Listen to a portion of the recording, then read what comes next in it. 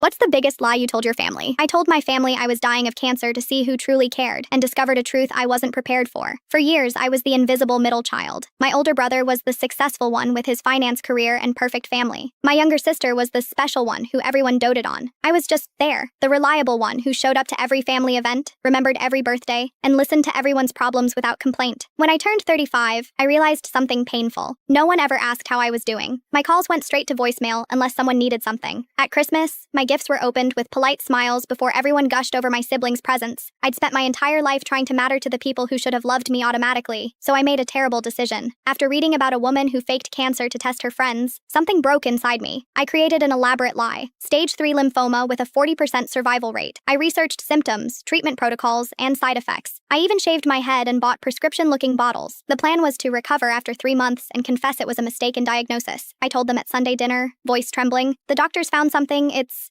not good." I described the fake diagnosis, watching their faces carefully. My mother gasped. My father's hand shook as he set down his fork. My brother immediately started researching specialists. My sister sobbed into her napkin. For the first week, I was flooded with attention. My mother called daily. My father sent articles about experimental treatments. My brother offered to pay for a second opinion at Mayo Clinic. My sister brought homemade soup and sat with me for hours. For the first time, I felt truly seen. But by week 3, something shifted. My mother's calls became shorter. My father stopped sending articles. My brother's texts changed from, "How are you feeling?" to quick question about the family vacation plans. My sister visited less frequently, always with an excuse about being busy. By week 5, I was alone again. My chemo days passed with no visitors. When I mentioned feeling scared at family dinner, my mother quickly changed the subject to my nephew's soccer tournament. My brother checked his watch. My sister scrolled through Instagram under the table. The final blow came when I overheard my mother on the phone with her friend. "It's exhausting, honestly. Everything is always about her cancer now. We have lives too, you know." My own mother, complaining that my dying was inconvenient. That night, I made a decision. I staged a miraculous recovery. I told them my doctor had called. The latest tests showed the cancer was responding extraordinarily well to treatment. They were cautiously optimistic. Everyone seemed relieved, but not in the way I'd expected. There was no joy, just convenience. 2 weeks later, I announced the miracle. My cancer was in complete remission. The doctors couldn't explain it. My family's reaction? My father nodded and immediately changed the subject to my brother's promotion. My mother said, "That's wonderful, dear," before asking my sister about her dating life. No celebration, no tears of joy, just moving on. That night, I packed a suitcase. I left a letter explaining everything. The lie, why I did it, what I learned. I wrote that I forgave them but needed to find people who would love me properly. I moved across the country the next day. The aftermath was nuclear. My brother called me mentally ill. My sister posted a long rant about my emotional manipulation. My mother told relatives I'd always been attention-seeking. My father simply said he was disappointed. It's been 2 years. I've built a new family of friends who text just to say hello. My blood relatives still don't speak to me. They tell people I'm unstable,